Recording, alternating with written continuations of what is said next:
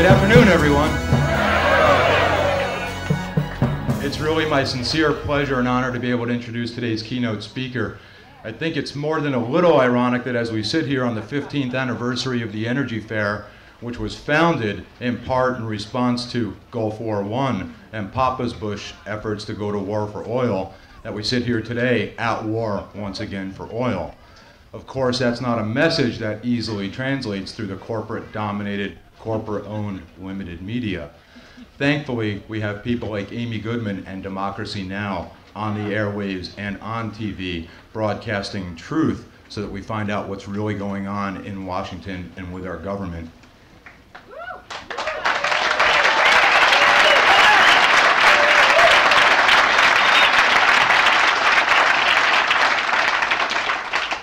I also find it more than a little interesting that we as renewable energy advocates and champions are often branded with the label alternative energy, as if the dominant energy is normal. There's nothing normal about it. Same with the media situation in the world today. Amy and the work she does and everybody at Democracy Now! Are branded alternative media, putting us in conflict and at odds with corporate-owned, corporate-dominated broadcasting. As we continue to educate and advocate for sustainable energy, Amy continues to broadcast and advocate for truth in our media relations and understanding of the world around us. She probably doesn't need an introduction, but we'll go through very quickly. She is an award-winning broadcaster, recipient of the George Polk Award, the Robert F. Kennedy Prize for International Reporting, and the Alfred I. DuPont Columbia Award.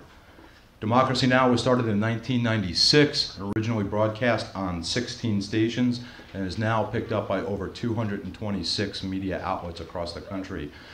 On public radio, on the Pacifica Network, on community access TV, community-owned radio here in Wisconsin, WOJB, WORT, fantastic resources. And for those of us who live in media wastelands, she's always available on the internet as well.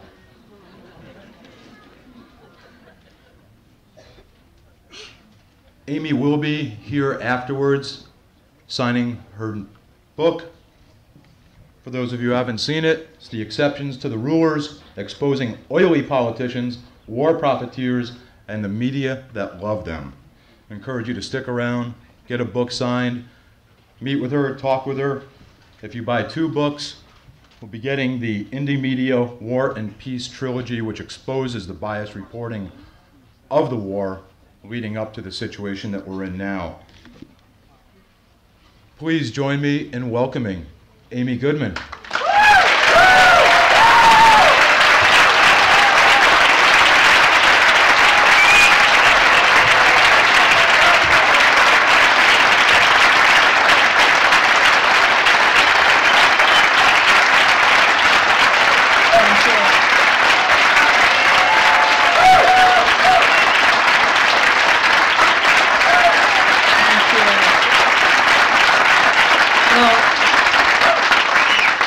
First, I want to thank everyone here in this remarkable Midwest Energy Fair, which I continually called while I was in New York the Middle East Energy Fair.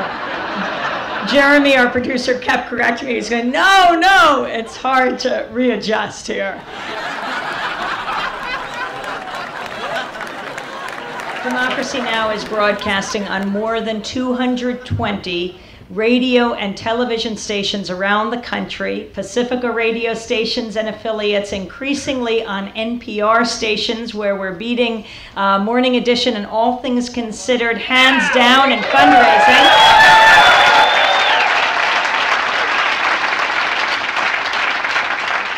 And also, we have just started on our first PBS station, moving on to a second one, and we broadcast 4 times a day on Free Speech TV, which is channel 9415 of Dish Network, the oldest progressive nonprofit TV channel in the country. It is, Democracy Now! Is going through explosive growth, though I hesitate to use that adjective these days, taking on 2 to 3 radio or TV stations a month. We broadcast across Canada on community radio, across Australia, in Europe, and video and audio stream at democracynow.org, where millions of people are accessing our website. It is a testament to the hunger for independent voices in this country and around the world. We are on more than 70 city Exception to the Rulers book and media tour. Exception to the Rulers, yes, the name of the book. Also celebrating media that is the exception to the rulers. We began in New York celebrating our home station, WBAI. More than 1,000 people came out, moved on to California, to KFCF in Fresno, and KPFA, the first Pacifica station in Berkeley. We were there on the 55th anniversary of Pacifica Radio, April 15th. It was established April 15th, 1949. Then on to KPFK in Los Angeles, where more than 2,000 people came out. KFAI in Minneapolis, more than 1,500 people, and the bookstore there, which is owned by Louise Erdrich, the great Native American writer. They said the book was hotter than Potter, which is absolutely incredible. But it is both, I think, a rebellion against the corporate media and how it has iced out dissent, and a celebration of independent media. That is the silver lining of all that is going on right now, is that there is a blossoming of independent media, of alternative radio, in the same way that people are increasingly interested in alternative energy. I think we are seeing that same kind of, that parallel understanding that we can't get it through the corporate media. That when the world views us through a corporate lens, through the lens of ABC or NBC, in other words, Disney or General Electric or Viacom, it's very dangerous. It's very frightening what they're seeing around the world at that other end through that corporate lens. That all must be challenged, and it is being, and that is the good news. Yes, we come from Pacifica Radio, founded 55 years ago by a man named Lou Hill, who was a World War II conscientious objector. When he came out of the detention camps, he said no to media outlets run by corporations that profit from war, and yes to independent media run by journalists and artists. No to corporations, as George Gerbner, founder of the Cultural Environment Movement, says, corporations run by media outlets run by corporations that have nothing to tell and everything to sell, that are raising our children today. And that's how Pacifica was born. The 5 Pacifica stations, including WPFW, founded in 1977, and KPFT in Houston, Texas. When KPFT went on the air in 1970, it's the only radio station in the country to have its transmitter blown up. It was actually blown up twice in the first year of operation by the Ku Klux Klan. And when the Exalted Cyclops or the Grand Dragon or Wizard, I confuse their titles, went on trial, he said it was their proudest act, because they understand how dangerous Pacifica Radio is. Dangerous because it allows people to speak for themselves. And when you hear someone speaking from their own experience, that breaks down bigotry. It breaks down stereotypes and caricatures that fuel the hate that allow these groups to flourish. And you can't get that in soundbite radio or television. What's the average soundbite these days? 7 or 8 seconds? That allows someone to say, Saddam Hussein's Hitler. And they gave great soundbite. They fit in perfectly in the media landscape today. They'll be invited back. They repeat the establishment consensus. But when you have something else to say, perhaps that a sitting president or previous ones have committed war crimes, you can't say that in 7 seconds, or you will sound crazy. If you want to say something outside of the establishment consensus, not just oil is our lifeblood, that was great. I fit right in. But if we talk about alternative energy and what that means, because people have rarely heard that before. I mean, it's no surprise they've rarely heard it. Look at what happened during the Persian Gulf War. Let's see, NBC, still owned by General Electric, was then CBS, owned by Westinghouse at the time, 2 of the major nuclear weapons manufacturers, making most of the parts for most of the weapons in the Persian Gulf War. And you're talking alternative energy? You need more than those 2 words. And when you start to explain, you no longer fit in. So just the soundbite is political. Yes, the medium is the message. And it goes beyond that.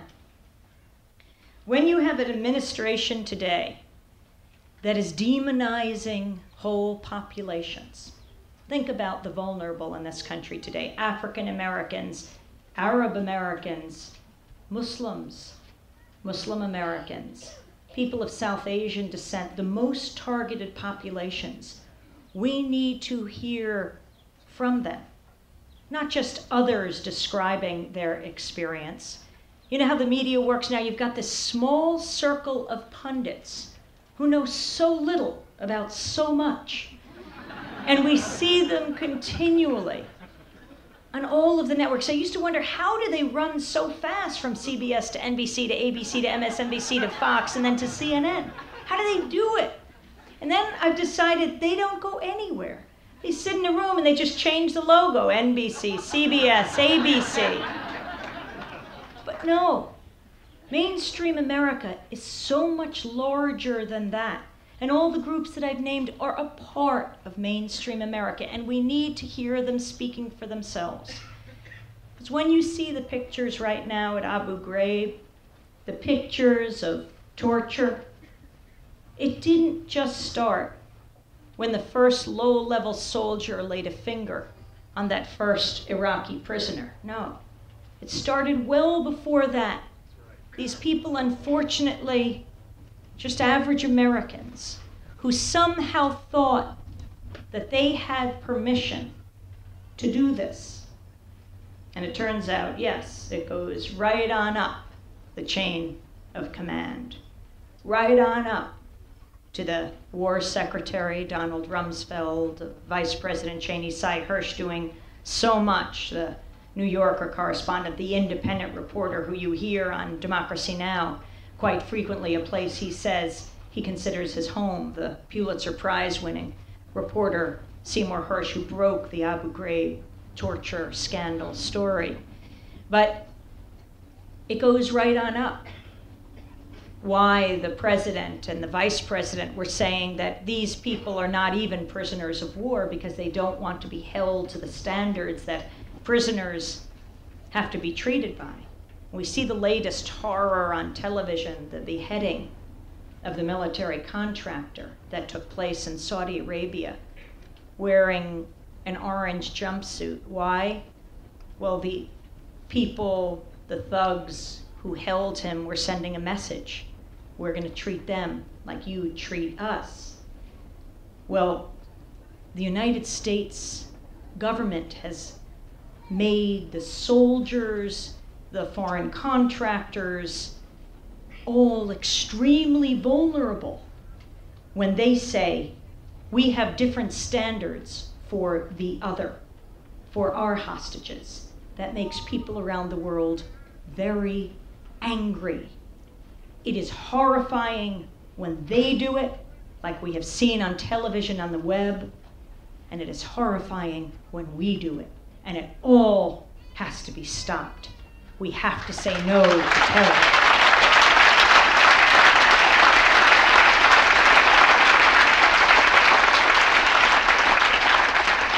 But it started well before the latest invasion. Somehow these soldiers feel they were given permission, and it goes beyond chain of command. It goes to a culture in this country. It goes to the demonizing of populations who are iced out, who cannot speak for themselves. And when you don't hear them, it allows you to think that they are less than human. That's why places like Pacifica Radio are so important. People spending time describing their own experiences. In the 1950s, Paul Robeson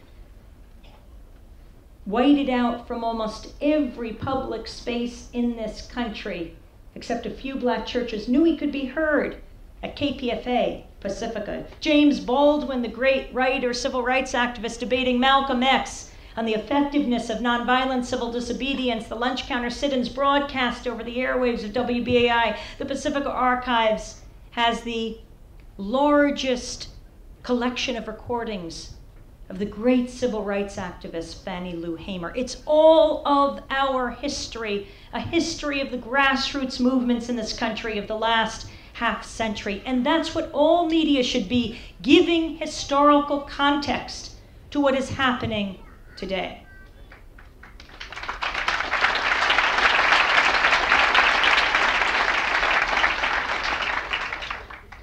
Dave was talking about us offering 2 copies of the book afterwards, and if you get 2 copies, you'll get a copy of the DVD, Independent Media in a Time of War, that was produced by Hudson Mohawk Indie Media Center in upstate New York. They videoed a film I did, cut it down, and they laid down thousands of images of the corporate media's coverage of war as I dissected and deconstructed it. We showed how, the Pentagon's name for the invasion was Operation Iraqi Freedom. We all know that the Pentagon does research, what's the most effective propagandistic name, and that's what they do.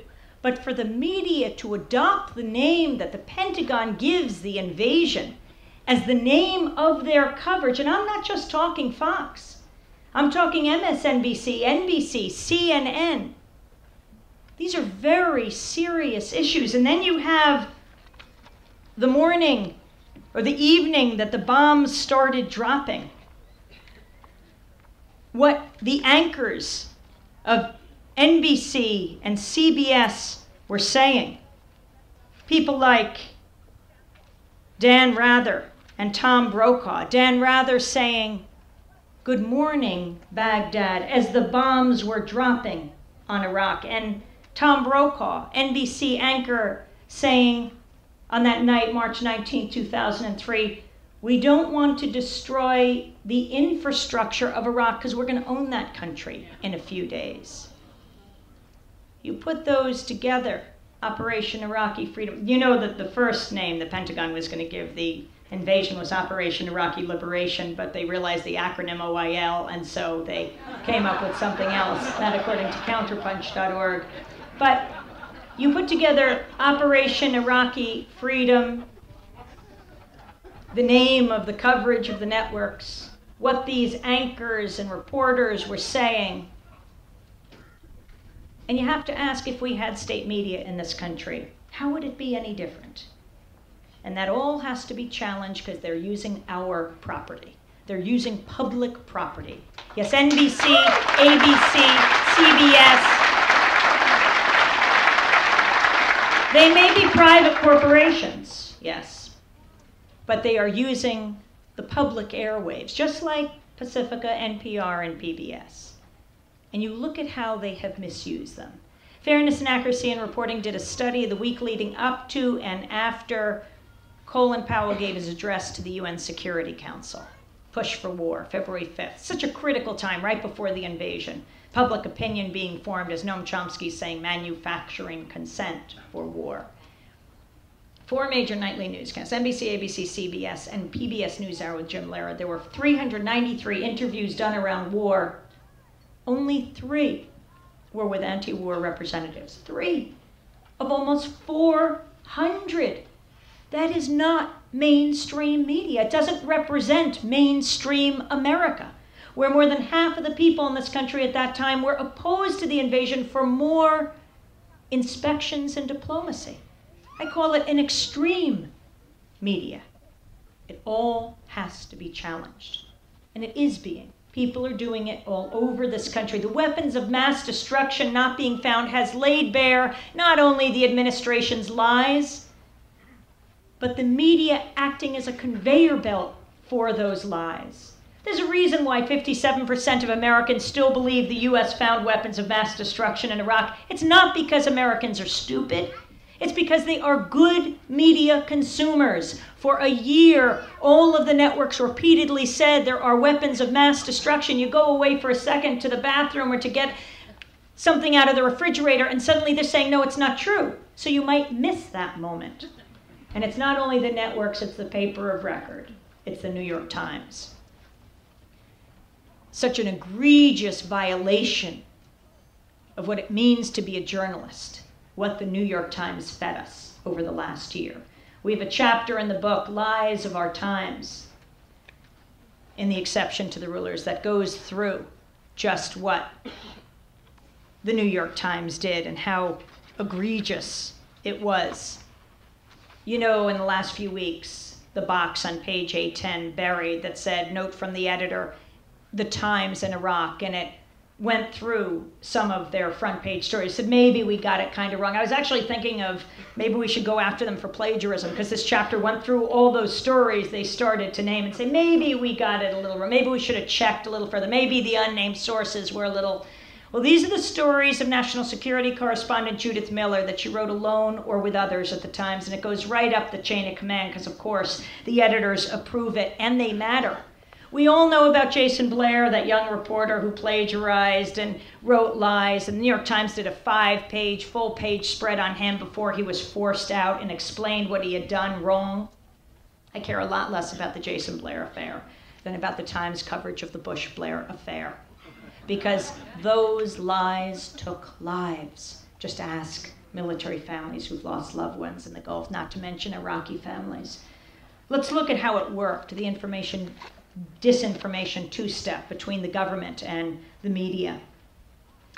The White House propaganda blitz was launched on September 7, 2002 at a Camp David press conference. British Prime Minister Tony Blair stood side by side with his co-conspirator, President George Bush. Together they declared that evidence from a report published by the UN International Atomic Energy Agency, the IAEA, showed that Iraq was 6 months away from building nuclear weapons. President Bush crowed, "I don't know what more evidence we need." Actually, any evidence would have helped. There was no such IAEA report, but at the time, few mainstream American journalists questioned the leader's outright lies. Instead, the following day, the so-called evidence popped up on the front page of the New York Times under the twin byline, Michael Gordon, Judith Miller. They wrote, more than a decade after Saddam Hussein agreed to give up weapons of mass destruction, Iraq has stepped up its quest for nuclear weapons and has embarked on a worldwide hunt for materials to make an atomic bomb, Bush administration officials said today. In a revealing example of how the story amplified administration spin, the authors included the phrase, soon to be repeated by President Bush and all his top officials, the first sign of a smoking gun, administration officials argue, may be a mushroom cloud. The Bush administration knew just what to do with the story they had fed to Gordon and Miller. The day the New York Times story ran, Vice President Dick Cheney made the rounds of the Sunday talk shows to advance the administration's bogus claims. On NBC's Meet the Press, Cheney declared that Iraq had purchased aluminum tubes to make enriched uranium. It didn't matter that the IAEA refuted the charge both before and after it was made. But Cheney didn't want viewers just to take his word for it. He said, there's a story in the New York Times this morning, and I want to attribute the Times. And he's holding the New York Times. This is the classic disinformation two-step. The White House leaks a lie to the Times, the newspaper publishes it as a startling expose, and then the White House conveniently masquerades behind the credibility of the Times. As Rick MacArthur, publisher of Harper's Magazine, wrote, what mattered was the unencumbered rollout of a commercial for war. And the administration leaks continue to be trumpeted by Judith Miller as the basis for eye-popping stories that back the administration's false premises for war. And the administration used this to the hilt. That's right. Reading from the beginning of Lies of Our Times, just the quote of Andrew Card right before the Blair-Bush news conference at Camp David and Cheney going on television. The quote of Andrew Card, the chief of staff of Bush, the former GM lobbyist, General Motors lobbyist, saying, when asked why they weren't pushing harder for war that August 2002, when Bush was on one of his extended vacations at Crawford, Andrew Card said, from a marketing point of view, you don't introduce new products in August. Andrew Card, the former GM lobbyist, what we see in Washington is the ascendancy of the oligarchy, right?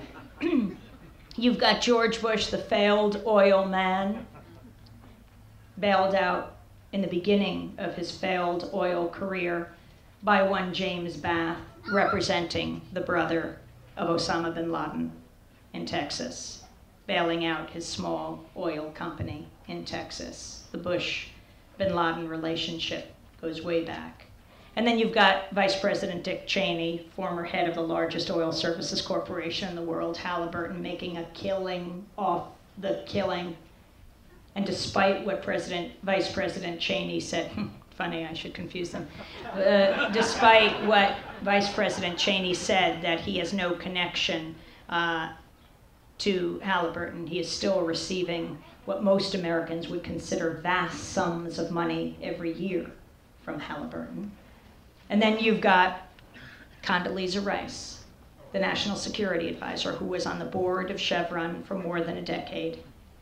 In fact, Chevron honored her by naming an oil tanker after her, the Condoleezza Rice. They had to take it off only after she became National Security Advisor, when it became a little bit embarrassing. And then you just keep on going. Andrew Card, Spencer Abraham, head of the Department of Energy, former one-term senator during that term, received more campaign contributions from the automotive industry than any other sitting senator. Don Evans, the Secretary of Commerce, who formerly headed up an oil and gas company, and Gail Norton. It just goes on from there. The oligarchy. Is it any surprise that the US invaded Iraq? The oligarchy is hungry for oil. Being at an alternative energy fair, it's only appropriate to talk about the price that is paid for drilling oil. Jeremy Scahill and I, in 1998, went to the Niger Delta to investigate Chevron's operations in Africa's most populous country. We learned the story in May '98 of a group of villagers tired of yet another oil spill, going to the barge, the Chevron barge, to demand that the executives come to negotiate a cleanup of the oil and giving more jobs to the young people in this community. You have these vast oil companies coming into Nigeria, pulling power out of the ground, quite literally, from the most disempowered communities on earth, which call themselves the host communities, pulling out the power from these disempowered communities and giving it to the most powerful countries on earth. I first learned about what was happening in Nigeria when Ken Saro-Wiwa walked into our studios at WBAI. I had no idea who he was because he never got much attention from the corporate media in this country. He was one of the leaders in Nigeria of the Ogoni people who went around the world to talk about what Shell was doing in the Niger Delta, crisscrossing their land with huge above-ground pipes. Shell was burning off the gas in apartment building size flares, the kids growing up in the shadow of a flame. They never knew a dark night, and inhaling all that flame spewed out And he was trying to call attention to the world, what was happening. When we went there, we found a very similar situation with Chevron. And we learned that on this weekend in May 1998, or in this week, as the villagers waited for the executives to be flown in so they could negotiate, on May 28, 98, Chevron did fly in, the Nigerian military and the mobile police. Here, the villagers on the barge thought it was going to be executives, and the mobile police flew in, known as the kill and go, the kill and go. And they opened fire on the villagers. They killed 2, they critically wounded a 3rd, they rounded up the other protesters, they threw them into the notorious Nigerian jails where some were tortured. In this country, Chevron could never get away with this. People protested outside Chevron headquarters, but there is an unholy alliance between the media, the military, corporations, and racist tendencies that allow for the media never to cover what is going on in a place like Nigeria. Both environmental racism that devastates the land and the media deciding which places in the world are worth covering and which aren't. And so Chevron knew that the media would hardly cover this, but we did. And we came to Lagos and talked with Chevron executives. And they said, yes, we flew in the military, we flew in the mobile police, we had our story, we came back home, and we produced Drilling and Killing, Chevron and Nigeria's oil dictatorship. I got a chance to go to a Chevron shareholders meeting to speak with then CEO Ken Durr, Chevron, the largest oil corporation headquartered in California. And speaking with Ken Durr, asked him about whether Chevron would continue to fly in the Nigerian military, which Chevron would continue the policy of the military coming onto their sites and killing protesters, and ask him, would you continue this policy, or would you put a stop to this policy? And Ken Durr said, no, that's ridiculous, and moved on to the next question. What was truly frightening and ridiculous was all the corporate media was there. No one even reported this story, except, of course, for Democracy Now! That's why we need independent media in this country.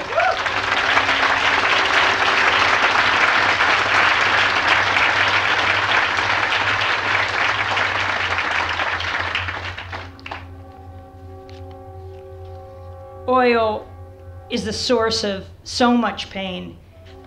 This whole story that I've told you, Chevron is now being sued in the United States and California for the killing of these villagers.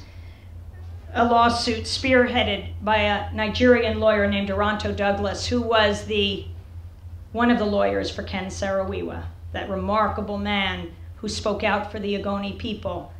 We interviewed him on WBAI. He said he was a marked man. He went back home to Nigeria.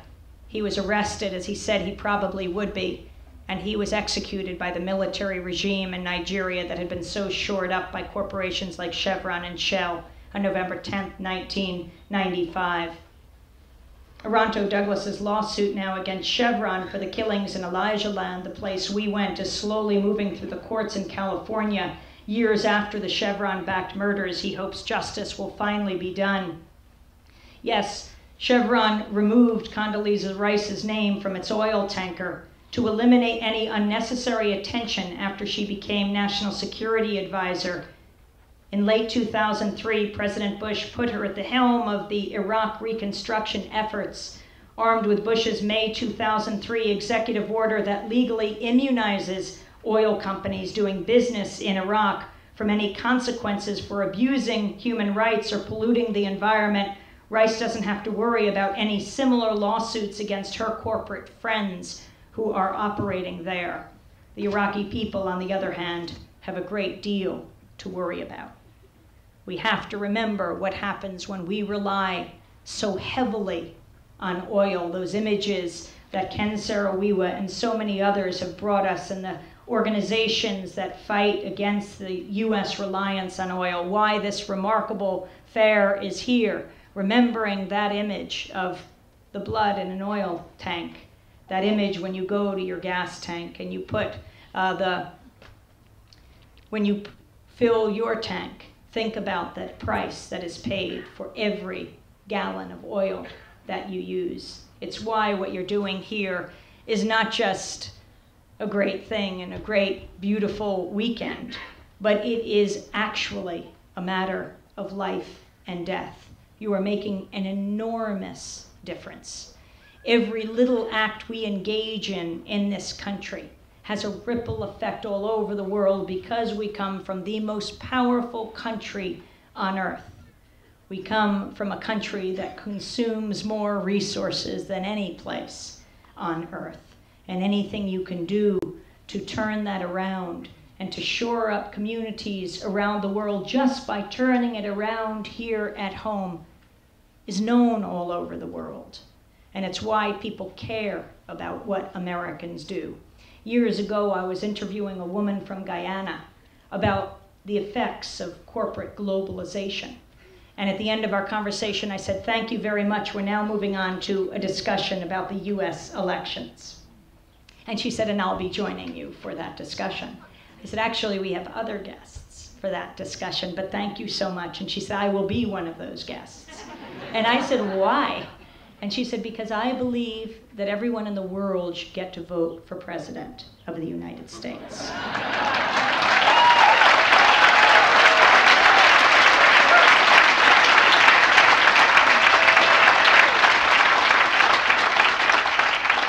And there is a reason why the Vice President, Dick Cheney, doesn't want you to know who wrote the energy policy of this country, why he has to take one of the people who will decide ultimately whether you know, why he had to take him duck hunting, the Supreme Court Justice of the United States, Antonin Scalia. Astounding that he can still remain sitting and determining this case instead of recusing himself. But he does sit there. Yes, energy policy in this country is a matter of life and death. And who writes that energy policy, we have a right to know. Let's not forget that Dick Cheney, that George Bush, that they are simply public servants. The way the media treats them on bended knee as if they are royalty, they are employees of the American people. And we have a right to know who they are.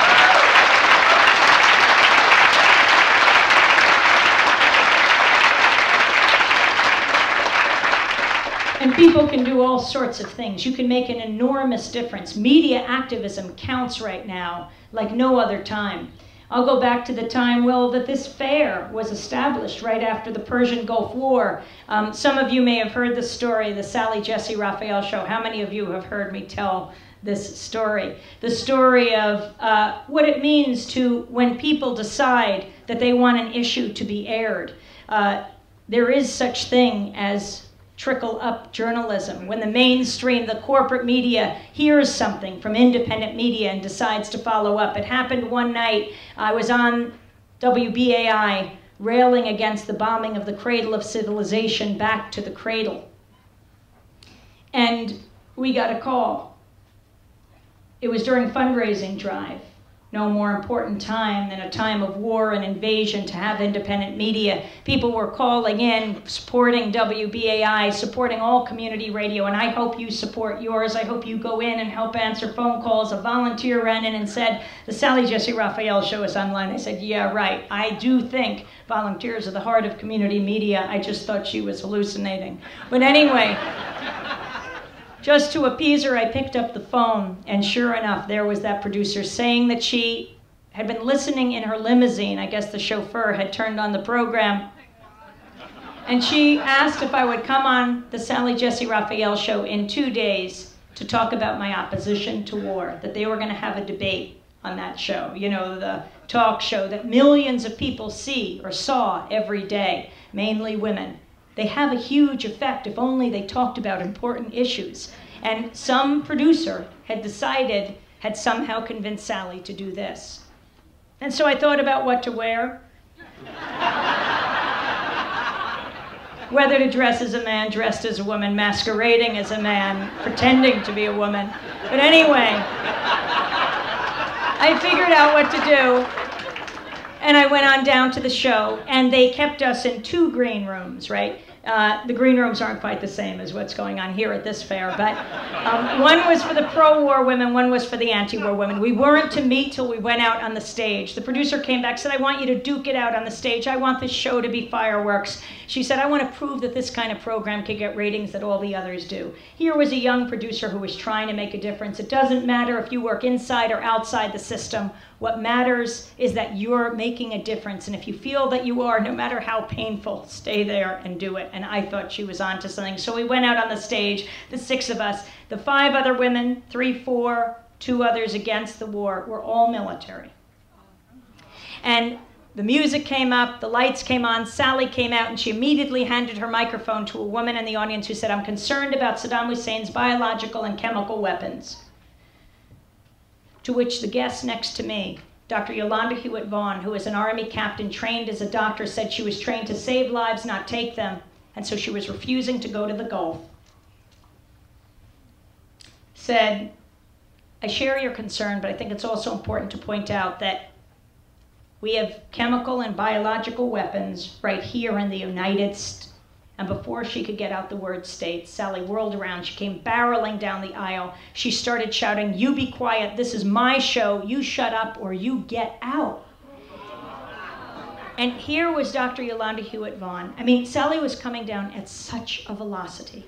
And I was thinking, oh my God, that producer said, we want you to duke it out. And you know, the whole Jerry Springer thing, I'm thinking, oh my God. And here was Dr. Yolanda Hewitt-Vaughn. She's very petite. She had her hair tied back, long black dress, big glasses, hands in her lap, very soft-spoken. I thought, she's going to strike Dr. Hewitt-Vaughn. And Sally is moving up on the stage, and I said, whoa, Sally, back off.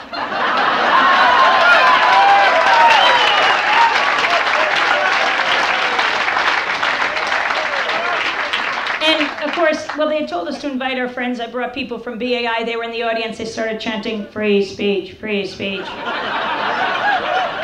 You can dress them up, but you can't take them anywhere. So anyway, Sally started to break down. She stopped the taping of the show. Her producers came out, and they started to rock her back and forth. That's okay, Sally. That's okay, they were saying. It was the one moment of unity for our 6 women on the stage. We were just looking at her in shock.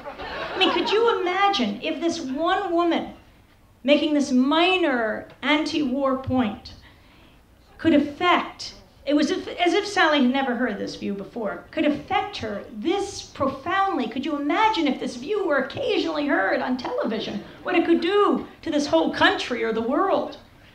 And so somehow Sally's producers convinced her to carry on with the taping of the show. And she went on. We went on. Oh, there was one small caveat. We had to raise our hands if we had anything to say. I had never seen that before except on Sesame Street, but we agreed. And the show went on. And Sally showed the videotape of protesters in Washington, and she asked me, who are these people? I didn't know everyone's name. But though I could swear I see some familiar faces, but I'm not into naming names. So I said, you know, these are people who think they're engaged in their patriotic duty, right? They're not invited into the corporate network studios to have a civilized one-on-one discussion about why they oppose war. Not invited in like someone like Henry Kissinger, who can say in a very calm voice why he supports every invasion. No. They can only hope if they go out in the streets, 10,000, 100,000 strong, that on a global warming day, a CBS executive will open a window and that chant of no war will waft in and maybe hit an open microphone. That's the best we can hope for. But I congratulated Sally. I said, you're going beyond the videotape that we even rarely see. But maybe sometimes the networks will show the videotape of protesters, and let's face it, most of America doesn't identify with people screaming in the streets, but that's the best you can hope for. But you've gone beyond, and you've invited us into the studio, and that's very important. And we went on, and I said, as the granddaughter of an Orthodox rabbi, I am horrified to see little Israeli children wearing gas masks, but I'm more horrified to see little Palestinian children not wearing gas masks. And that's the kind of discussion we had for the hour. My grandfather died years ago, but my grandmother, well, we just celebrated her 107th birthday.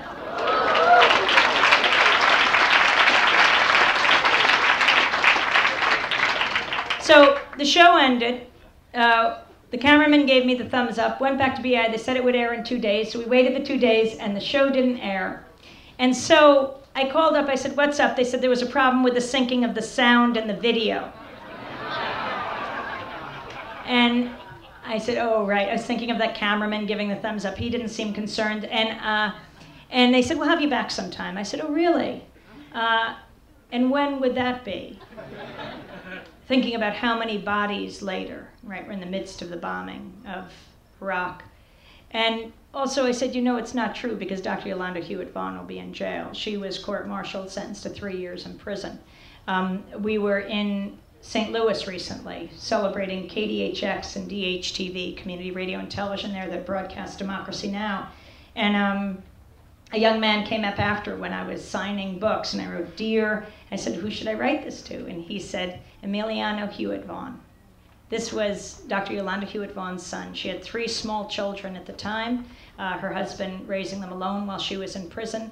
Amnesty International declared her a prisoner of conscience and ultimately had her freed after 8 months. And Emiliano started the first Amnesty chapter in his high school.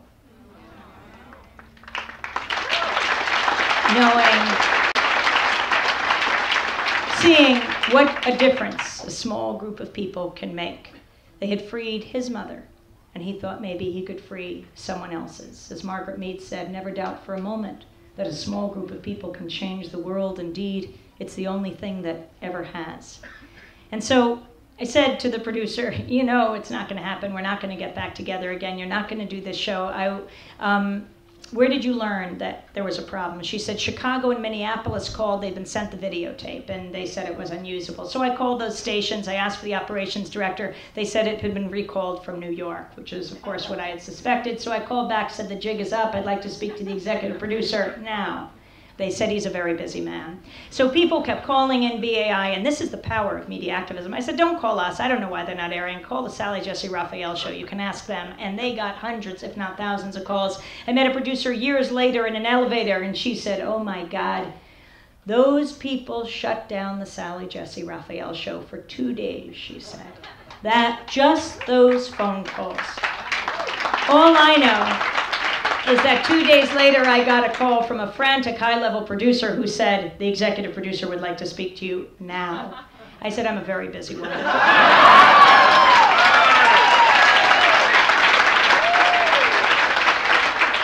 They asked if I would cry censorship if they edited the program. I said, of course not. I'm an editor, too. It's Sally's show, as she very vigorously pointed out. You have every right to edit the program. I assume you'll edit out Sally's fit. Well, they did, and the show aired the next day, but because they held on to it, it ran with headlines around the country that said, things get messy with Sally Jesse. And the most interesting response I got was from women on southern military bases who called to say, we've never heard this view on television before. We agree with you. Here were women who were being sent to war, or their loved ones were, to kill or be killed. I don't know which is worse. And they said they can't have these debates on military bases. They rely on us and civilian society. I see the media as a huge kitchen table that stretches across this country, that we all sit around and debate and discuss the most important issues of the day, war and peace, life and death. And anything less than that is a disservice to the servicemen and women of this country.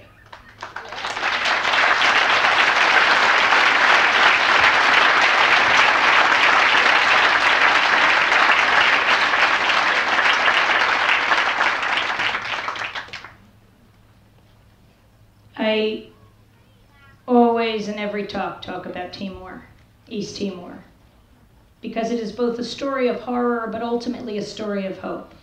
It is the story we begin and end the exception to the rulers with. And again, afterwards, I'll be signing the books outside, and I hope to sign yours. And if you get 2 books, you get the DVD. And the reason that's important is, well, Exception to the Rulers has made it to the bestseller lists around the country. We've hit 17 on the New York Times bestseller list. 17 on the extended list. If we hit 15, we'll make it inside the pages of the New York Times. It'll show the list. And why that's important is people who've never heard of Democracy Now! Before or the independent media movement in this country, but read religiously, atheists or not, the New York Times, will then get an access to a critique of those pages, why it is so important to question. There's a reason our profession is protected by the US Constitution, the only one that is, because we're supposed to be a check and balance on government. It is so important that people get access to alternative forms of information. So we're hoping to make it up there. And well, you hear what the book is about. And unlike what Amazon.com said, you know, they list the book and it says the exception to the rule is exposing oily politicians, war profiteers, and the media that love them. It said if you're interested in this, I think they call the book a product, if you're interested in this product, you might also be interested in acne and wrinkle products. And I said, well, why would that be? Well, they underscored the word oily, exposing oily politicians, war profiteers. At first I thought, how can I correct this? And I thought, you know, it's not so bad to get the teen girl readership, right? The truth will set you free. It'll clear up our complexions, all the rest. Well, we begin and end the book in Timor. You might have seen a few weeks ago in the Wall Street Journal a whole story about Timor, about how Australia continues to steal East Timor's oil. Well, Timor, if you know about it at all, it's because of independent media. It's not because of the corporate media that was silent on this issue for so many years, one of the worst genocides of the 20th century, or because you read Noam Chomsky and he kept the story alive as so many died in Timor, the great slaughter. More than a third of the population killed there, a country 300 miles above Australia, invaded by Indonesia in 1975. 2 days before the invasion, then Secretary of State Henry Kissinger and President Ford went to Indonesia, gave the go-ahead for the invasion. 90% of the weapons used were from the United States. When Kissinger made his way back to the United States, he was cabled by State Department saying, Congress is going to cut off military aid to Indonesia. This is an offensive, aggressive act. They'll never stand for this. When he came back to the United States, he held a high-level meeting of the State Department officials and castigated them, saying, for leaving a paper trail, the cable said, we will not kick our ally in the teeth. And so the slaughter continued. Indonesia invaded by land, by air, and by sea, killing thousands of Timorese, then tens of thousands, and hundreds of thousands. By the way, I think Osama bin Laden should be tried for what happened on September 11th, he and his accomplices. But I also think that Henry Kissinger should be tried for war crimes.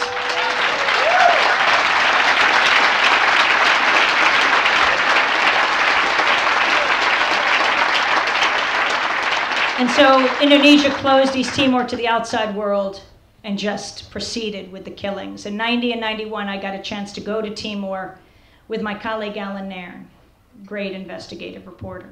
On November 12, 91, we were at the cemetery, the Santa Cruz Cemetery, having followed a procession of thousands of Timorese protesting yet another young man killed by the Indonesian military. We asked people, why are you here? They said, for my mother, or for my father, or my village that was wiped out. And then we saw the soldiers marching up, 12 to 15 abreast, hundreds of them carrying their US M16s. Alan suggests we walk to the front of the crowd, because though we knew the Indonesian military had committed many massacres in the past, they'd never done it in front of Western journalists. So this time I put my headphones on. We always hid our equipment because we didn't want to endanger the Timorese caught talking to us if they were caught talking to Western journalists. But now we wanted to make it very clear who we were. I put on my headphones, held up my microphone. Alan put the camera above his head. We walked to the front of the crowd. Soldiers marched up. Thousands of people couldn't get away. There were walls on either side of the road. Only the people at the back could run.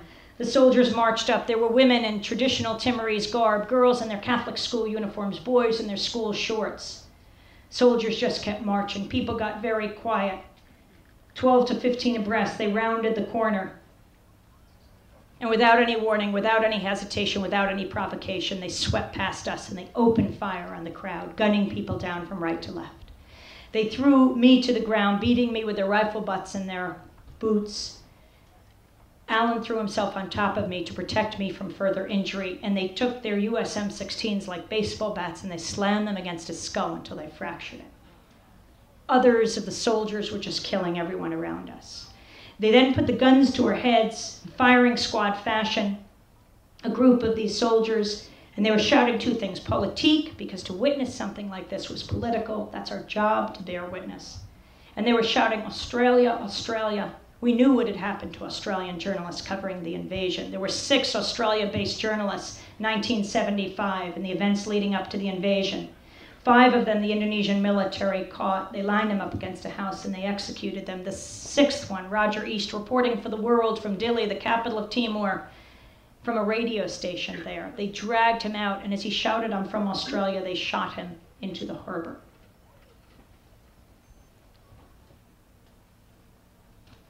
The Australian government hardly protested, despite all of these Australian journalists being killed.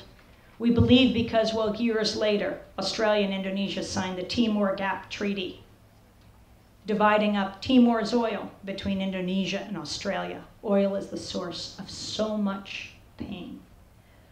And so as we lay on the ground, Alan covered in blood, guns to our heads, we're shouting, "No, we're from America, America." They'd stripped us now of everything. The only thing I had left was my passport, and I threw it at them. They kicked me in the stomach. I would get my wind back and say, "America, America." Finally, they pulled the guns from our heads. We believed because we were from the same country their weapons were from, they would have to pay a price for killing us that they had never had to pay for killing the Timorese, and they just kept on killing all around us. We got into a Red Cross Jeep. Dozens of Timorese jumped on top of us, on top of the Jeep, hung off the spare tire at the back, and we drove like that as a human mass to the hospital. When we got there, the doctors and nurses started to cry when they saw us. We were not in worse shape than the Timorese. But I believe because of what we represent to the rest of the world. By the way, they killed more than 270 Timorese on that day, not one of the larger massacres at Timor. But because of what we as Americans represent to the people of Timor and all over the world. We represent two things, the sword and the shield. The sword because the US government provides so many weapons to so many repressive regimes around the world, or uses them themselves. And the shield, though, we as Americans, that's what we represent to the world. We come from the most powerful place on earth. Anything we do makes an enormous difference. And on that day, on November 12th, 91, the doctors and nurses saw that shield bloodied, and it just deepened their despair. But we've jumped forward 10 years to 2002, where we'll end today. May 20th, 2002, ultimately the people of East Timor won their freedom. And on May 20th, they celebrated their independence. Alan, Aaron, and I went to Timor, joined with 100,000 Timorese as they stood on the sandy plain outside of Dili, a place called Tasitolo. And at midnight, May 19th, Shenana Gushmao ascended the stage, the rebel leader long imprisoned by the Indonesian military, backed by the United States. He ascended the stage, now the founding president of East Timor, and as Kofi Annan, the UN Secretary General, sat down, Shenana Gushmao unfurled the flag of the Democratic Republic of East Timor. The people looked up. There was a fireworks display, the light of it reflected in their tear-stained faces. This nation of survivors had prevailed. They had resisted, and they had won. And they thanked people all over the world because they knew it was not only because of their persistence, but because when people learned, when the media finally shed the spotlight where they should on the plight of people of East Timor, that people of every political stripe in so many countries, and particularly here in the United States and in Australia, where people had rebelled against the government making their oil deals with Indonesia and stood with the people of Timor. And in Britain, people were imprisoned for hammering on fighter planes that were being sent to Indonesia. They knew about all of these stories and about resolutions passing in our Congress that we never even knew about, but happened because thousands of people called Congress members. The people of East Timor knew. And people all over the world, from Nigeria to Haiti, to East Timor, right here in this country, knew that when you do something, it makes a difference there, and they said thank you. Yes, this nation of her survivors had prevailed because of their own will and determination, and because of people like you. It does matter what you do. It matters every single day. We do have a decision to make, especially in this absolutely critical year that can change the world. But it starts in your own communities. If you don't like those running for office at the very top in this country, start in your own communities, doing it yourselves or supporting your friends that want to get deeply involved. We have a decision to make every single day. We have a decision to make. We have to decide whether we want to represent the sword or the shield. Democracy now.